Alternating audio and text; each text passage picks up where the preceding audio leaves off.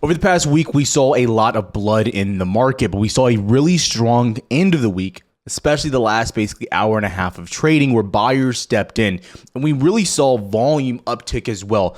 But the question is can we actually find a bottom on this market? Is SPY actually going to keep holding at this 590, get back into the $600 range, push back into all-time highs? And was this kind of just a drop in the bucket of a dip? That's the real question right now. Now we have to talk about what's happening with tariffs, how this will affect the market. And then the next thing we have to talk about is what's happening with the bond market and the real hidden signal of what's happening in the background right now, because this will also affect what's happening with mortgage rates as well, which ultimately has been one of the biggest indicators of the market over the past 2 years of can the housing market heat up, because we just saw data from the housing market showing that it reached its slowest level of new home sales in the past like 2 to 3 years. So again, these are major concerns, and I think there's big indicators happening in the background that we have to be paying attention to. So let's get to work. Now, the first thing I will say, the first thing that I want to do is I'm going to cover the bad. I'm going to cover the bad first. We'll get to the good and some of the things that are happening there. Now, if you watch my videos, I really haven't been looking for buyers. But the one thing that I have said is if you're going to get buyers, if you're going to see a signal that, hey, I should look at maybe buying, right? Volume is going to be a big signal. So for instance, let me paint a picture for you. When stocks are just going up, and I'll give you an example here in a sec. So when we're just going up, right? You don't need great volume to just go up. You don't need that, right? Just like when you're going down. If I'm just going down over the past, hypothetically, 3 months, you don't need high volume to just go down, right? You don't need that. But typically where you see volume is in a key area. Now, when you're stagnating, you might not see volume either.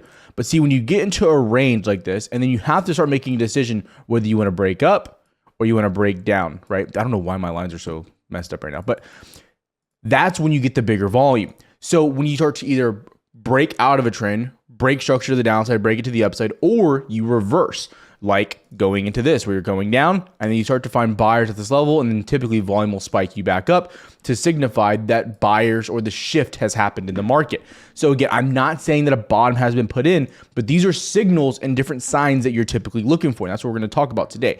So again, we'll go into that. So overall, the bad of what's happened here, right, is you were getting higher volume to the downside. I want to say that right now. You can see basically over this structure since, December, you saw a really nice spike there at the end of the year, not a surprise. And then since the beginning of the year, it was pretty stagnant. You had the occasional higher volume here and there, and then we kind of just declined from the beginning of February into basically when this dip started. You can see this entire move essentially from here, right here, all the way to we got to new all-time highs, which is kind of funny that you made all-time highs with just a very low declining volume. So that goes to show when you're sitting in a trend trying to break out, you don't really need anything. Now, what happened here is you started seeing a little bit of a shift, and then volume was surging to the downside, signifying that this sell-off might start hurting. So when we were talking a lot about this, the one thing I was saying was there's no real signs that buyers are getting back involved. Now, the bad thing to end this week as far as the chart is concerned is they are coming back into the 100 MA, and this could potentially just be a break and retest, right? It's just stereotypical break, retest, continuation, potentially, right? Very much worth mentioning. That's a potential setup and what we've really looked for the past few weeks, right? That's bad thing number one, okay? Specifically on SPY, going into Qs, so what's happening there. I'll go into the NASDAQ and futures here in a second, but it's important. And we're hitting most of our big levels there that we've been marking out as well. The next really bad thing is what's happening with Trump and tariffs.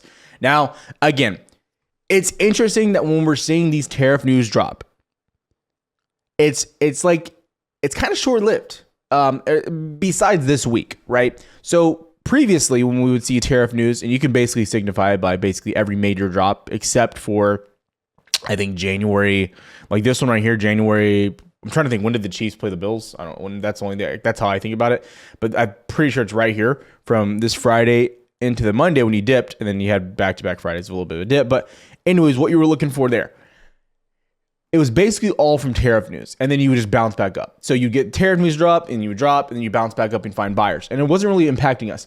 But we did see from every large major investor saying that tariffs are bad for the market, and it's inevitably a tax on the market. So when you look at the viewpoint of what's hurting the market as a whole is, one, high interest rates, what's happening there, consumers finally taking a hit as well. Consumer spending slowly dropping, consumer credit rising through the roof, default rates rising. Those are all things that are bad. You have a new banana in the tailpipe, and that's Trump's tariffs. And we don't really know how this is going to impact us, because beginning of February, we're like, okay, well, Mexico, Canada, we're not going to tariff them. We're going to wait a little bit.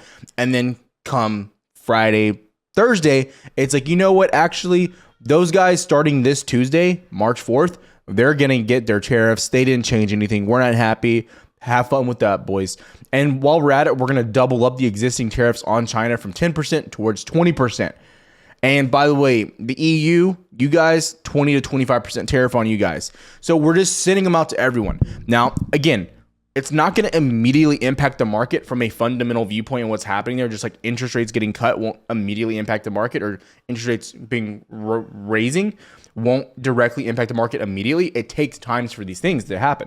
So this will cause pain. The question is more of when, and when does the market really take it in? Because even though we're getting this dip here, this is very short-lived. And I put this in perspective the other day of, I look at this chart, and even though I'm on the 4-hour daily chart here, this is really just going back to the beginning of January right here. I mean, right here, this is December 5th of this, past like 2 months, give or take. If you really zoom out and look at the scale of what the market's done in the past 2 years, since we made that bottom, going on 3 years, which is crazy, but since you made that bottom down here, I mean, this is just pre-COVID highs. I mean, yeah, no, this is post-COVID, but this is pre-22 highs, right? And your pre-COVID highs, are down here. So worth mentioning, like, this is what you've done in the market. So when we look at the scale of this, it's important to realize that we have had a monster run. And again, I'm not calling for a top and I'm not calling for a bottom, but it's important that we're rationally thinking about this of, if we really start to dip and the market really starts to turn bearish, which I don't think you're even at that point yet, this gets very concerning, because you start breaking some of these major supports. Even given you got to the 200 SMA on SPY, you've hit it on ES and futures, but you haven't even hit it on QQQ and SPY. And that's where things get really interesting, is when you start breaking below those levels. And then you start to see, okay, well, this is pretty illiquid, some of these areas of where we could come down into. So it's important that you're just taking a step back and looking at that. So we don't go into it with the mindset of, we can only go up, we can only go down from here. It's important to have a level head of understanding what's happening there. And it's also important to understand that the buying as of recently has been a little bit sporadic, where we'll just get a random surge of buying, but it's important that we're acknowledging where we're at and why we're at those levels. So that's the important part of what's happening there. The next part is what's happening with home sales. Now, this is good and this is bad. So there's a few things, and I mentioned this on Twitter. If you follow me on Twitter, you'll get all these updates. If you don't follow me, sorry. But basically, you had a statement from one of the Fed members this past week, and it'll go into more. It's really regarding mortgage rates for me. Is they were talking about what's happening with the Fed. Now, you're seeing two sides of what the Fed is going to do. You're seeing the side of people saying that they're going to cut soon, and people that are saying, well, the Fed is not going to cut. And I am more on the side of the Fed does not want to cut. They're getting put in a situation to where that could happen sooner than later. However, I don't think that they want to do it. It wouldn't make a lot of sense. Now, if we look at where mortgage rates are, you are very high still. Now, I will say, if this was a chart, you'd be looking, oh, you're making lower highs and lower lows, but you're still high. 8% peaks, so you're at 7.5. More recently, got back up to 7.25, and now you're back towards 6.74. FHA, closer to 6%. So this is really like kind of what matters right now, because again, the new home buyers are the ones that are going to really be buying, younger individuals, in my opinion. That's first-time home, personal opinion. But anyways, that's where you're at right now, and you're still historically pretty high. Now, what I will say about this, a Fed member came out, was not Powell, was a different Fed member, and they said the market will have to adapt to higher interest rates. Now, again, these companies, we've seen really how it's going to affect them for the most part. But where it really comes back into is mortgage rates and now you're seeing home sales just stagnate. Now, I don't think the housing market is going to collapse. That would take years. That would take a long time, because these rates would have to set into new home buyers. And I just don't think that's going to happen in the next year or two. Like 2008 was a giant accumulation of years and years and years of issues and bad loans. This isn't like, you're not in a situation of a bad loan situation yet. It's just not out there. Income and these things aren't a problem because people aren't losing their jobs rapidly. You may disagree, but that's just my personal opinion. So this is halfway the bad viewpoint. Now, the good viewpoint gets interesting when we look at what's happening with bonds, and we'll go into that in a second. So those are the major issues right now, and they're big issues because they're very strong fundamental viewpoints of this is not good. Now, Again, you look at large money investors. They're taking a lot of defensive stances, cash, defensive stocks. That's just their viewpoint, right? And you're seeing a lot of these insiders selling a lot of shares. And I'm typically not huge on insiders selling shares, but they're getting more and more substantial. Now, again, personal opinion, what I'm looking at there. Now, when I go to more of the bullish side of the market, what's the potential for upside? Now, again, I don't look at SPY and I'm not like, this is incredible. Now, I will say you're bouncing where you need to. Again, your previous level here, going back to 585. We talked about this in a previous video, October highs, right? That's what we talked about. Major support, you're bouncing there. Going to Qs, you see it there as well. Holding back above that July high almost. Great hold. And you have that bottom you had from January 13th was the big dip we had. Bouncing there. Good. And the 200 SMA. Those are all good things, okay? We look at overall where, a lot of our large names are. Apple, it bounced where it needed to bounce on Friday. Awesome. You go into, NVIDIA.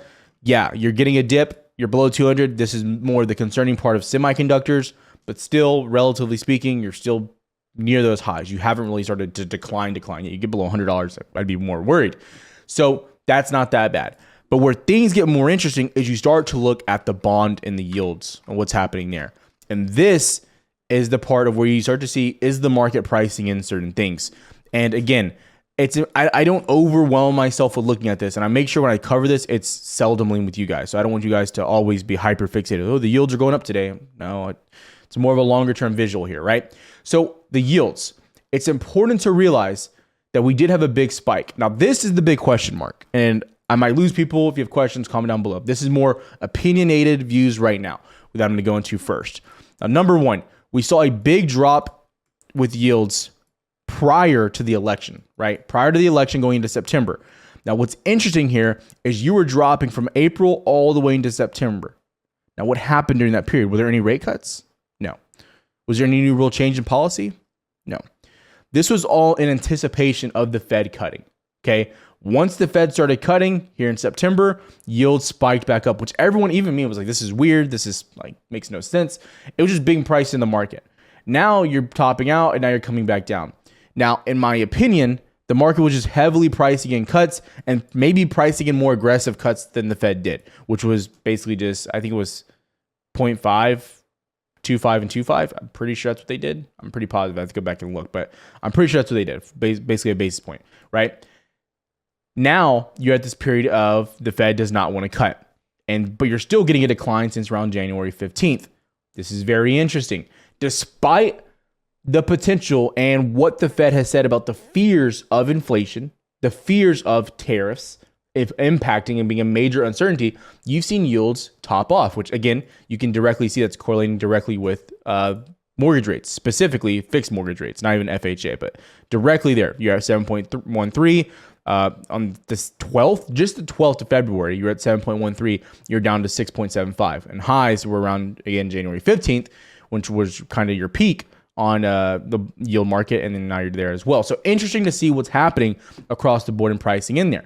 So this is where you go back into, and you're like, Tyler, what does this mean? What does it mean when yields are topping out and yields are coming down? The 30-year yield, the 10-year yield, all kind of like just coming to the downside. TLT finding buyers, which is historically kind of bullish. What's happening there? Why? What does this mean? Now, in simple terms, again, sorry for the ad. This ad's annoying the hell out of me. I couldn't get rid of it.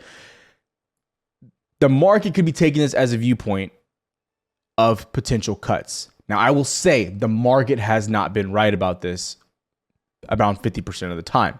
So I wouldn't jump on the gun there. But I will say it's very interesting. And we just saw GDP. Now, if you follow me on Twitter, I posted this on there. And this was your first bad GDP expectation.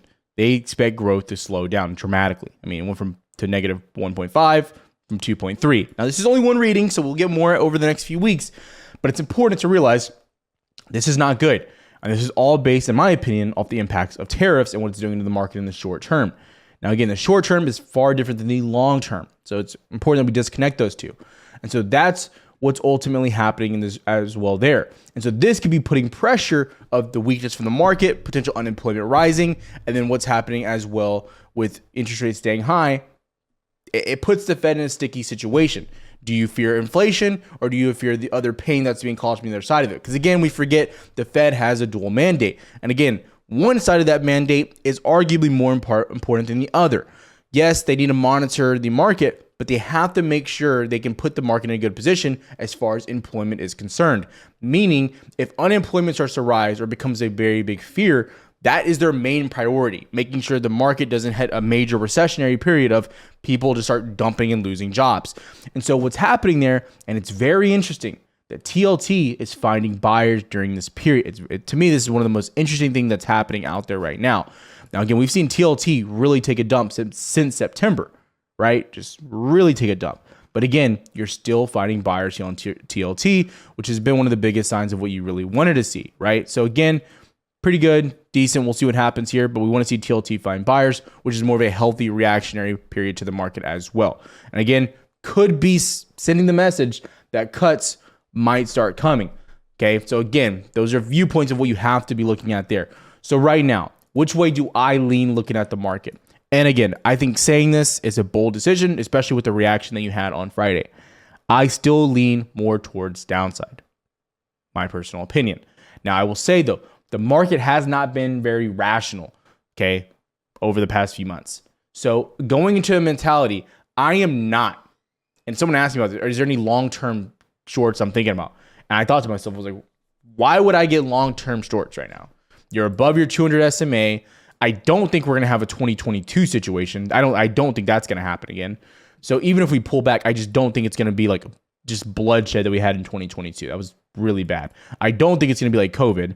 I just, that's not what I think. So getting a pullback is, and this was a maybe over dramatized pullback that we had more recently, but that doesn't mean that you're going just straight down like this.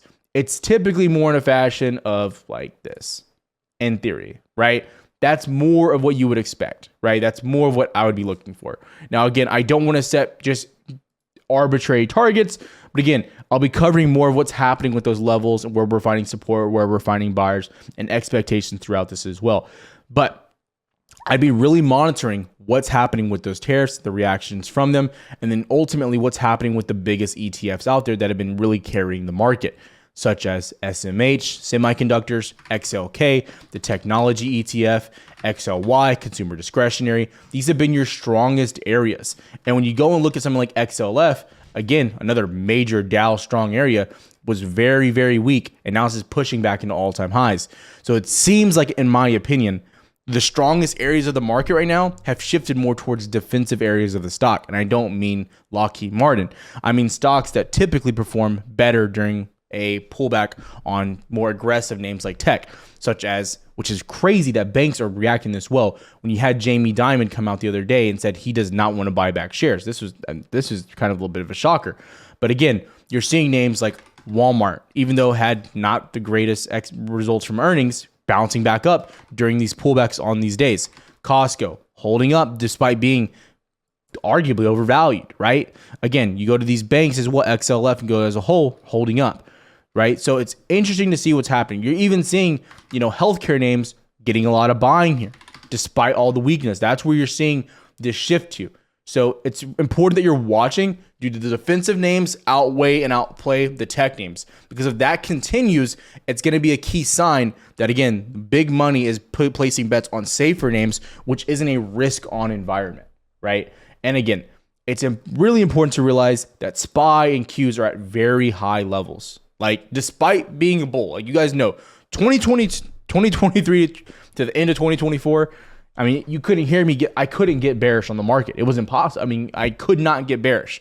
But again, I'm definitely more on my toes as I look at what's happening here. Okay. Now things could change. I'll give you guys more updates. That's my opinion. That's what I'm doing. If you have questions, comment down below, follow on Twitter. Have a good one, traders.